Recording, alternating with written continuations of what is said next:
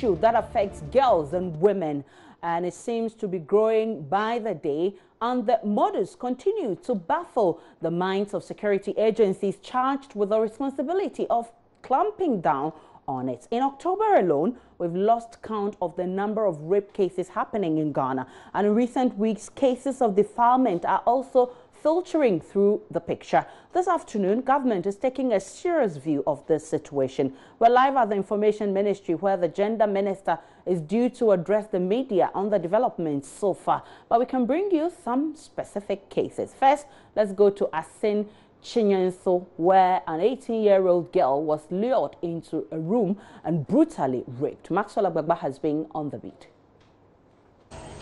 Let us call her Mabna, not her real name.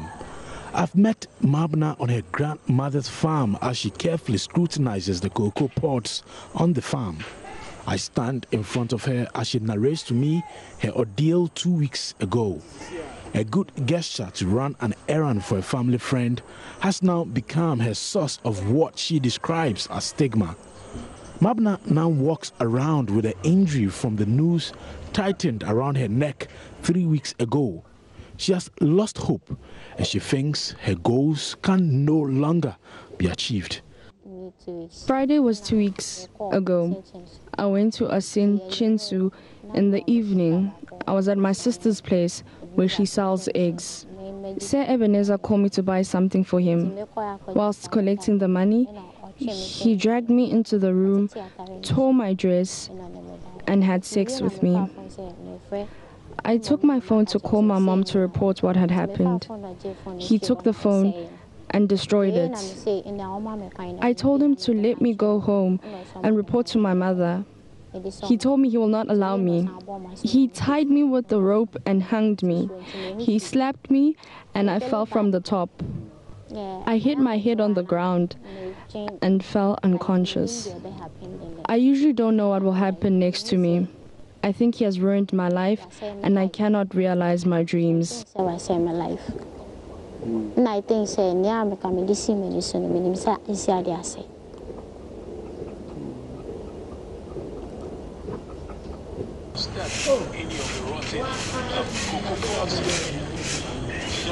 Mother of the victim is alleged and family members of the accused are pleading for the matter to be settled at home, but she wants justice to be served. The family members of the man wanted us to settle the matter in the house, but my father feigned interest and told them that will happen when he sees the man who committed the act. His family members are saying they do not know his location. We beg for government intervention on what is happening in Assin.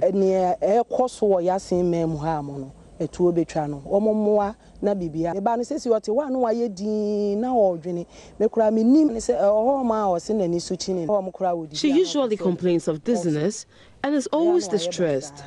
I really want the police to arrest the perpetrator. If my child had died, I don't think we would have seen her body. I did not know he had that intention. He came here and told me he teaches in a private school nearby.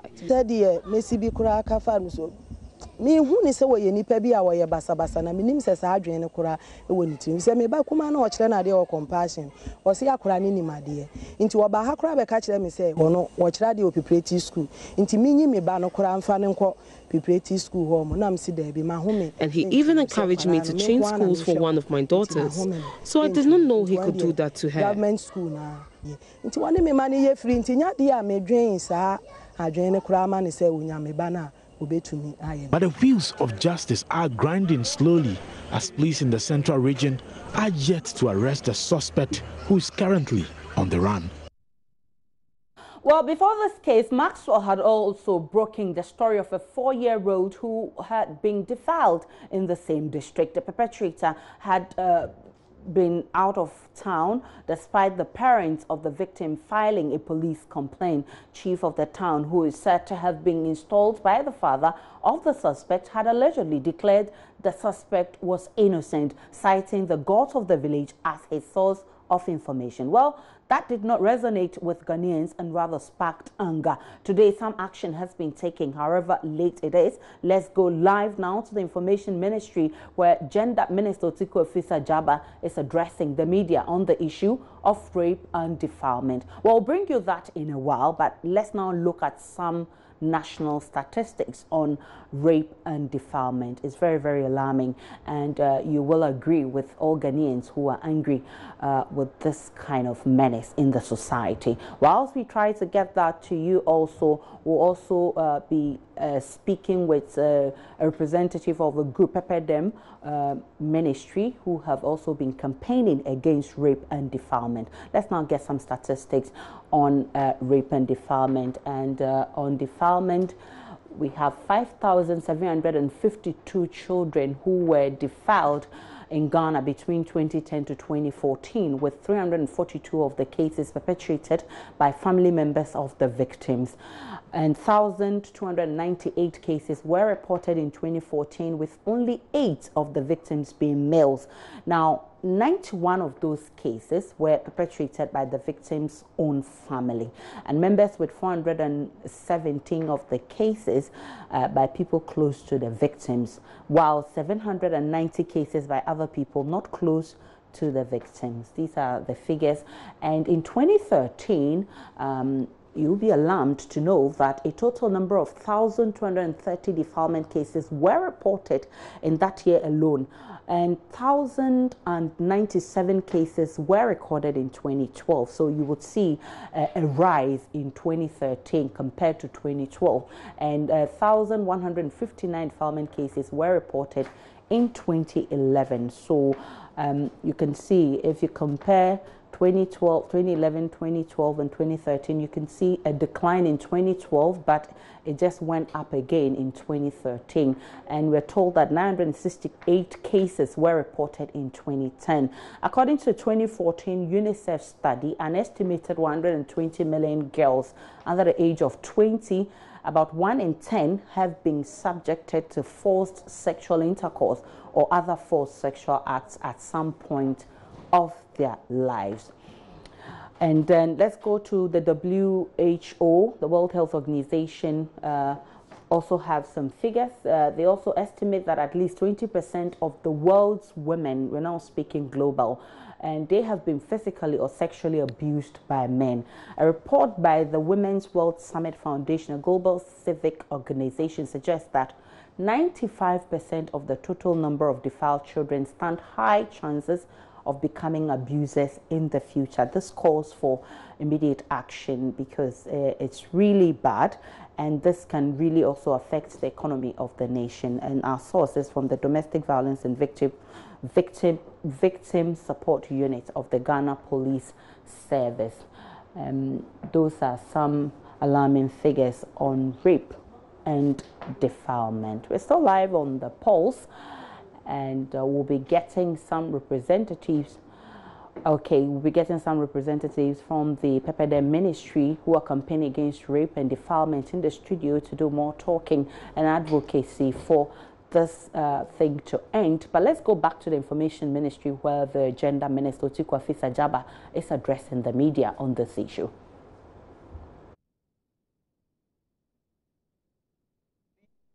The Member of Parliament, the media, the community, and the offices of the justice to ensure that, indeed, justice prevails for this abused child. According to the police, the offender also happens to be a minor, and he has been apprehended and will be handled according to the Juvenile Justice Act 2003, Act 653. Indeed, I was at the community last night after cabinet, and that is a demonstration of my commitment to the abuse of children and vulnerable people. I have visited her, and I found that she's doing well, as well as the mother. A mapping of community perception of child protection issues was conducted in 2010.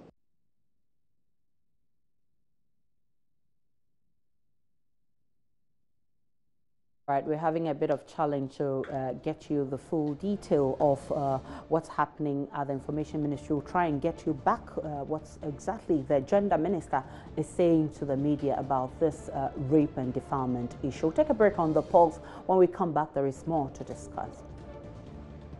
Prevent juvenile offending and also strengthen formal and community justice systems and link them up to enhance access to justice and protection for children in conflict with the law. Members of the media, the ministry, as a matter of urgency, is working closely with various key members who are involved in this issue. And the public information campaign on the socioeconomic repercussions of defilement in this country will be addressed aggressively. This campaign will seek to raise awareness and to encourage the general public to report cases of defilement and rape immediately to the police. Indeed, it is not the purview of the Ministry of Gender for cases to be reported to us. We handle the psychological issues, the welfare, the policy, and what have you. It appears that Mother Ghana feels that because Otiko is Otiko, we must handle the work of the police. I would like to state it categorically that in the jurisdiction of governance, the police have their role. Under the Ministry of Interior, the justice have their role, and then the media have their role, civil society has their role, and the Ministry of Gender also has our role. It doesn't mean that we are running away from our duties. We are in a society where it is a collective responsibility, and the various procedural agencies must be also allowed to work on their schedules that have been assigned to them by the state. Children have to be sensitized to identify situations of abuse. There is a need for us for early socialization to educate children about safe touching and unsafe touching. A lot of the time in Ghana, it is trusted friends or relatives who end up causing these sexual abuses to children. So parents, do not leave your children alone when you are not around or with somebody that you think is absent, is a friend. Safe touching is when a mother or a father hugs a child or an uncle can shake you. But unsafe touching is when you touch the private parts of that child, whether it is a male or a female. And a lot of children are not educated about this. And so when they are being fondled sexually by a relative, they might think it's normal until something like this happens. So it is part of the agenda of the Ministry of Gender, Children and Social Protection to work with the Ministry of Education to ensure that we again bring about issues of sexual reproductive health studies in our schools. And at the community level, using town hall meetings, using stakeholders discussions, community debates, the various media information centers, to be able to let people know that just because somebody is your uncle, just because somebody is a family friend, doesn't mean that he can touch you when it is not safe to touch you, or to touch you in places that are unsafe and unhealthy. We are also advising parents that as soon as there is an issue like this, it is not about going to the chief or handling it in your home. It is a criminal offense, and we must immediately, first and foremost, report it to the police. And then the various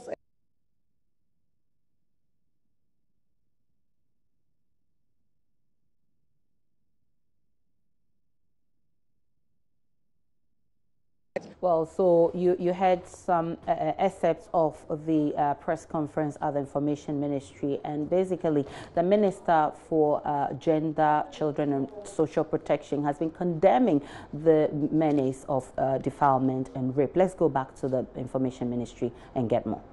We will also have shelters whereby we can keep rescued victims, help them with the clinical issues, help them with their medical issues, and then see how we can reintegrate them into the society that they come from. Stigma is a very difficult thing to live with, especially for a 4-year-old, and we must protect the rights of all the survivors of these unfortunate incidents. The ministry also encourages, and we are going to send a cabinet memorandum for the formation of schools and human rights associations in all communities, because a lot of the time, in rural Ghana, not everybody can read the Constitution or the Children's Act or the Child and Family Welfare Policy or the Gender Policy or Social Protection Policy. They cannot read it in English and they cannot read it in their dialects. So the ministry is coming up with a program whereby we can educate people about their rights in their dialects, using the local dialects to explain about what is in the Constitution. In the area of child marriage, a lot of parents think that child marriage is an honor, and that is probably a duty. But child marriage is a crime. Any child under 18 should not be married to anybody, but should be in school so that they can also fulfill their full potential and have their dreams met. Furthermore, the repercussions on defilement and rape must be again.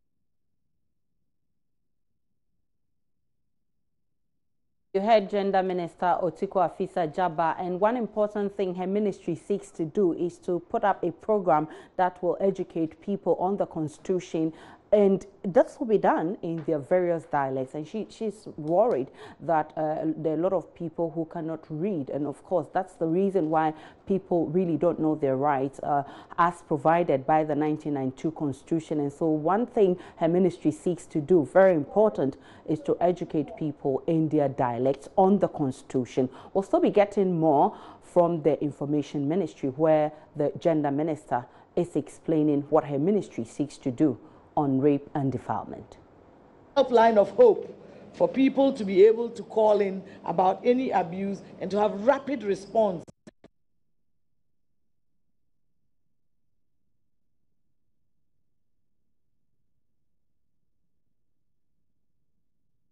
You're still watching The Pulse, and we just came back from the Ministry of Information, where Gender Minister Otiko Afisa-Jaba is explaining how a ministry detests and explaining how frustrated her ministry is with some of these issues of rape and defilement, and of course how the whole Ghana, everybody is worried about this increasing menace. And she's outlining some of the plan her ministry intends to enroll to ensure we get rid of this menace. Let's take a break on The Pulse.